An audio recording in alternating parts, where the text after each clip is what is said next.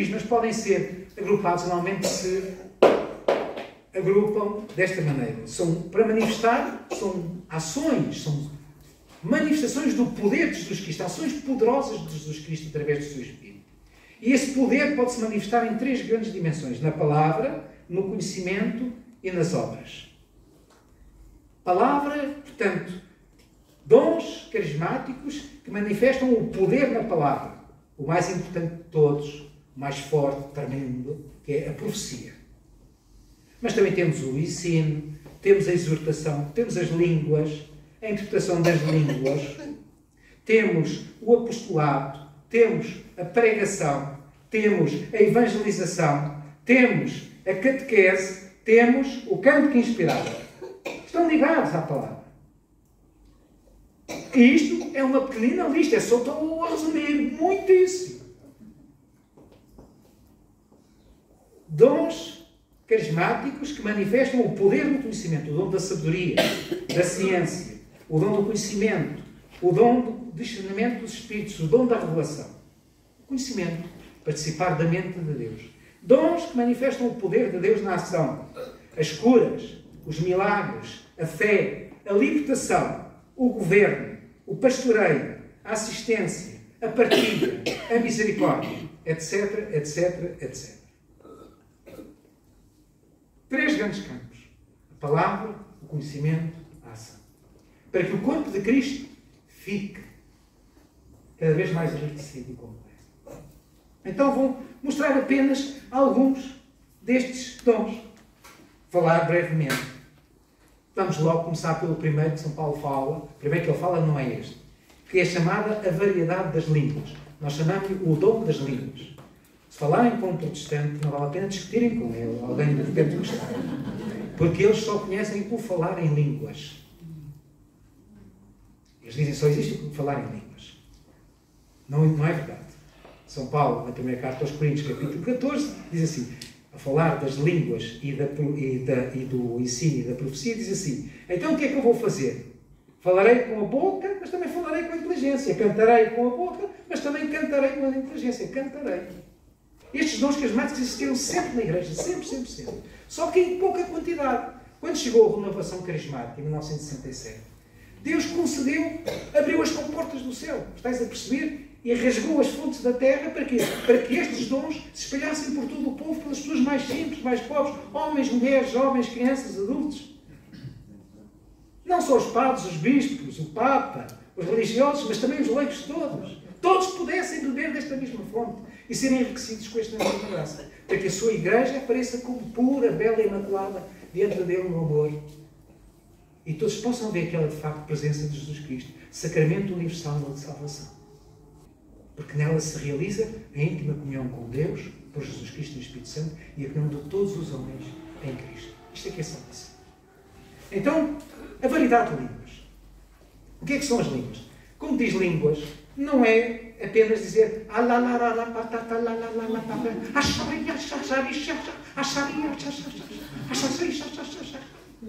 isto não são línguas. Isto é uma lalia, não é igual a lalia. Ou lá, não é línguas. Línguas é quando se começam a juntar as sílabas. Isto é, o dom de línguas é o que é na base? Na base é uma linguagem em que o Espírito Santo pega nas sílabas que nós cá temos. Nós damos o salto da fé e oferecemos ao Espírito Santo, ele impulsiona-nos a isso e nós dizemos que sim, amém, obedecemos, escutamos e obedecemos, somos dóceis. E começamos a dizer as sílabas que nos vêm e deixamos que o Espírito Santo as organize como ele quer e acreditamos que é o Espírito Santo que está a fazer isso. Portanto, é preciso exercitá-lo. Vai juntando sílabas. Como as crianças, um bebê, quando nós começamos a falar, começamos a fazer assim. Juntamos 2 sílabas e formou-se uma palavra, quer dizer, pai. Paizinho. E depois, enquanto éramos crianças, tínhamos uma língua especial. E às vezes vemos isso. Quem tem filhos, vocês têm todos os filhos, ou netos, ou coisa assim, vê quando eles estão por volta dos 4, 5 anos, às vezes estão sozinhos a brincar e estão a falar uma língua qualquer, que não é nada do português que lhe ensinaram. Mas esta linguagem que nós temos dentro de nós, estes sons, o Espírito Santo vai pegar neles e vai usar como uma expressão da nossa oração a Deus, que nós precisamos. Porquê? para vivermos em Deus, entrarmos na alegria de Deus, porque nós muitas vezes no nosso dia a dia estamos cansados, estamos animados, não sabemos o que fazer, não sabemos o que dizer, não sabemos perante que situação é que estamos. Então o que é que nós fazemos? O Espírito Santo força-nos, nós invocamos o Espírito Santo, ele força-nos a rezar ou a cantar em línguas.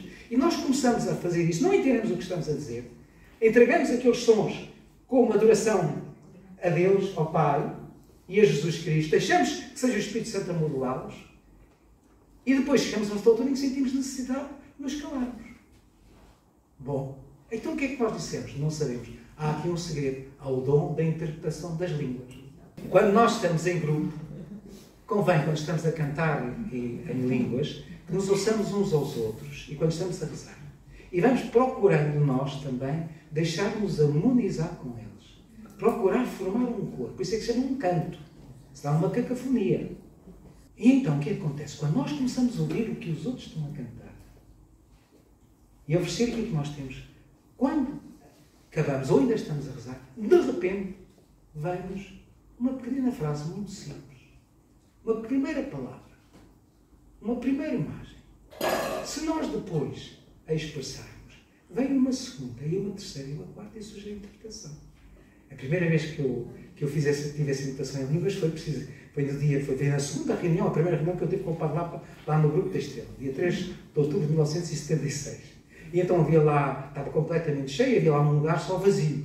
Eu tinha 16 anos, muito envergonhado, não me sentia indigno, sentia-me indigno, estavam ali freiras, para mim era tudo de gente muito santa. E eu, um jovem, com 16 anos, um pecador, E então estava lá só aquele lugar, o Padre Lapa e o Frei Fernando, e havia um lugar vazio. E o Frei Fernando, que era o primeiro que recebeu aqui o dom do batismo do Espírito Santo em Portugal, já foi logo em 1967, o Senhor fez isso quando foi o início do movimento em todo o mundo, houve gente que teve o batismo do Espírito Santo, isoladamente, mas teve.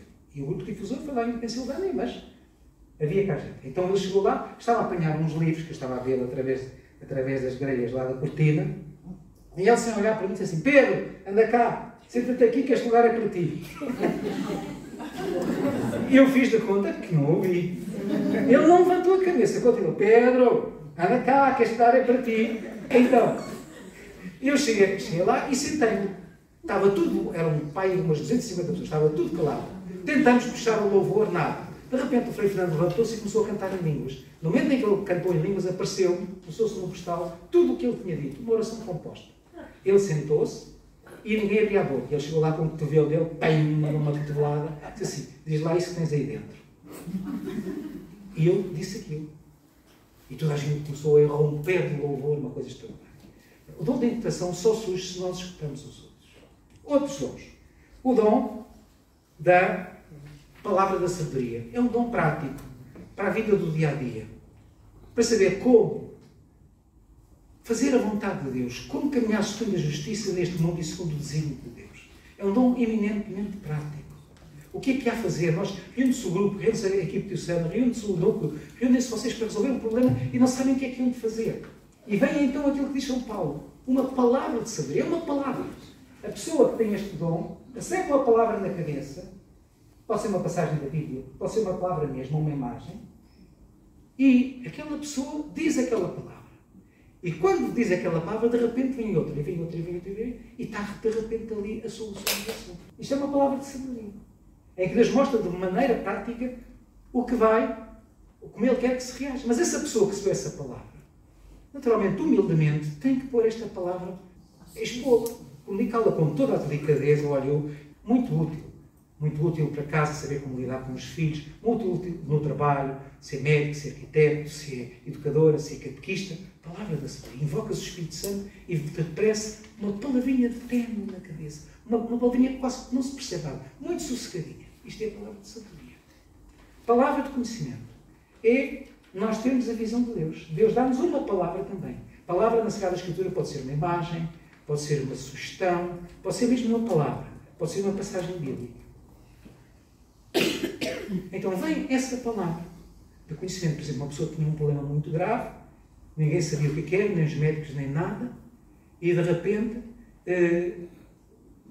essa pessoa, por exemplo, com um dom de conhecimento, lembrou-se de perguntar a outra: ouve lá, mas isso, quando é que porquê é que surgiu esta imagem a ti? Porque quando tinha 12 anos me fizeram isto, fizeram aquilo, e de repente está ali o problema. São Paulo é exatíssimo naquilo que ele diz. Isto é palavra de conhecimento. Pelo qual, por exemplo, rezamos pelas curas ou alguém, por exemplo, eu estou a rezar pela cura, e sei se aquela pessoa teve o dom da fé ou não teve. Sei, sabe-se onde é que é a origem daquela doença, etc. É uma coisa que só Deus pode conhecer. E que até a produção da vida da pessoa, a pessoa nem se lembra. Então a pessoa, muito humildemente, pergunta-lhe assim: ouve lá, esta palavra não te diz nada. Esta coisa assim, não aconteceu nada assim parecido com isto. E Nosso Senhor ajuda essa pessoa e a coisa começa a ser calma. O dom do discernimento dos Espíritos é o dom pelo qual, através do Espírito Santo, nós percebemos que uma coisa é de Deus, ou é humana, ou é do diabo, ou é do mundo. Este dom do discernimento normalmente vem acompanhado de fenómenos físicos na pessoa. A pessoa sente uma picadela ou tem uma reação qualquer. Por exemplo, conheço um que chorava sempre do canto do olho direito. Caíam-lhe umas lágrimas quando tinha o dom de discernimento. Depois temos a profecia. A profecia é o falar em nome de Deus. É a mesma coisa. Um profeta, naturalmente, pode ser uma mensagem direta de Deus. Tu tens que dizer aquilo àquele grupo. Ou dar uma palavra específica para aquele grupo. Pronto. E ele não sabe quanto, na altura certa, o Senhor diz: e agora? E a gente faz. Transmite a sua palavra. Ou então a pessoa recebe a moção de falar, vem a primeira frase, a pessoa diz a primeira frase, vem a segunda, vem a terceira, vem a quarta, vem a quinta, vem a sexta. Claro que estes dons do Espírito Santo, dons carismáticos, manifestam-se conforme o recipiente. Vamos continuar. Depois temos o dom da exortação, que é animar os outros, muito importante. São as pessoas animadas, é aquela pessoa que tem uma palavra que aponta o caminho a seguir. Portanto, está muito ligada à palavra de sabedoria e ao dom da profecia. O dom da fé. O dom da fé é o mais essencial dos dons carismáticos, depois do dom de línguas, o mais básico. Há que pedir todos os dias ao Senhor que nos aumente a fé. Aumenta a fé. A fé para a qual nada é impossível. O que é? É o dom pelo qual a pessoa, o Senhor lhe manifesta, o Espírito Santo manifesta que quer pedir, ou que quer que ele peça, ou quer que ele realize uma coisa, e que aquela coisa será escutada, aquela coisa será feita pelo poder do Senhor. Portanto, a pessoa, ainda antes de pedir, já recebeu, ou fazer, já tem a confirmação. Não tem nada, tudo pode falar contra, mas a pessoa sabe que o caminho é para ali. Isto é muito importante, o dom da fé num grupo, porque encontramos às vezes dificuldades, e vem a palavra de sabedoria, e as pessoas não estão a dar muita atenção, e não percebem o dom da fé. Vamos fazer isto, porque se fizermos isto vai acontecer assim. Os dons das curas são muitos, por isso São Paulo fala no plural. Há a cura espiritual, há a cura mental, há a cura emocional, há a cura psicológica e há a cura física.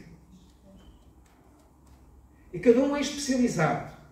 Não há uma pessoa que tenha os dons todos de curas. Todos, não há ninguém. O dom dos milagres são obras prodigiosas que se realizam impossíveis. Distingue-se um bocadinho no campo em que são, quando se reza por uma pessoa. O dom de curas o que é? É eu rezar a Deus, em nome de Jesus Cristo, e aquela oração é atendida. Por um doente, ele fica curado. Curado é um processo que leva um certo tempo. Quando é milagre, a pessoa fica instantaneamente curada. Isso é que é um milagre. É uma coisa que se realiza que é impossível. A diferença entre uma cura e um milagre é que a cura vai-se processando e a pessoa vai sendo obrigada a crescer na fé. O milagre é instantâneo. Instantâneo. Ou é uma coisa impossível para a natureza ou para a ciência. Misericordioso foi com os povos. Primeiro, é importante cultivar uma vida de oração, de intimidade com o Senhor. E de escuta da sua palavra. Todos os dons são exercícios na fé. E a fé nasce pelo ouvido. Portanto, a primeira coisa que nós temos que fazer é saber escutar a Deus. Se eu estou a falar com uma pessoa e já estou a pensar no que vem a seguir e no que eu lhe vou responder e não ouço aquela pessoa até o fim, vai ser difícil. Portanto, o Espírito Santo é muito humilde, muito simples. Mas uma coisa sempre muito delicada, muito bem educada. Se temos dúvidas, o que é que nós fazemos? Calamos-nos. Ou vamos pedir a uma pessoa. Por exemplo, ao princípio, quando apareceu o dom da profecia, perguntei: mas como é que eu sei que tenho o dom da profecia? E essa pessoa, que também era profeta, disse-me assim: olha, tu fazes, é uma coisa muito simples, tu calas-te. Se aquilo for de Deus, vai haver outra pessoa que vai dizer exatamente aquilo. Confirmo. E daí já sabes que é de Deus. Depois, é importante uma vida na simplicidade, na pureza de coração. Sermos simples, obedientes. A palavra não deve aparecer muito nas nossas bocas. Depois, ter o desejo de servir os outros, ser prestável para servir os outros, atento para servir os outros.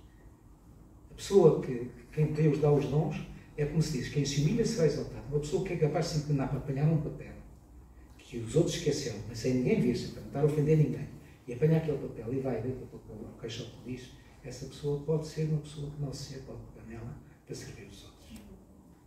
Em coisas muito simples.